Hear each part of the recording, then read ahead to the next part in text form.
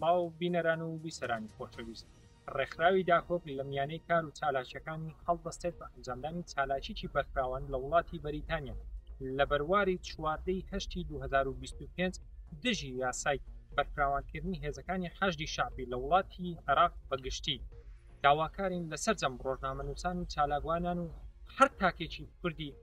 خاوەن وێژدان و نیشتیمان پەروە لەم ڕۆژەدا بەشداری بکات منیش وەکو فەرمان حاجی لە لەندەن بەشداری دەکەم دیدار ئەسکەندەر عەزیز لە هێمن هەمستی تاونەوە بەشدار دەبم ئەسکەر بوران محەممەد لە سپاڵینەوە بەشدار دەبم من ماکوانتەها لە بێرمینگامەوە بەشدار دەبم من ئەرسەلان عەلی ڕەشید لە پیتەبۆرۆ بەشدارم من عباس إسماعيل محمد لە دۆڤەرەوە بەشدار دەبم من شاخەوان ئەحمەد لە کاردیکەوە بەشداری دەکەم من ڕێشوان مەحموود لە نیوپۆرتەوە حاضرم من محەممەد صالح لە شاری بۆڵمەسەوە بەشدار دەبم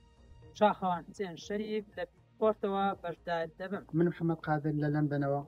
لە ناوچەی حاکنیەوە لەگەڵتانە بەشدار دەبم لە سوانزیەوە بەشدار دەبم من محەممەد مزەفەر عەبدولکەریم لە ساوثهامپتنەوە بەشدار دەبم محەممەد حوسێن مەولود لە کۆبیەوە بەشداری دەکەم من سیروان کەماڵ لە نیوکاسڵەوە بەشدار دەبم من زانست میلال لە شاری بریستۆڵ بەشدارم من محەممەد سەدان محەممەد لە پۆلسەر تاونەوە بەشدارم من ڕابەر ڕەسوڵ لە وێمبلیەوە بەشداری دەکەم من دیارڕزگار لە شارۆچکەی ئیزبۆرنەوە بەشدار دەبم ئەوڵ ڕزگار بە تەنزەڵەوە بەشدار دەبم مەجدەد ئەحمەد لە ویکمە بەشداری دەکەم من ئاوارە حەمزە لە شاری گلاسگۆ بەشداری دەکەم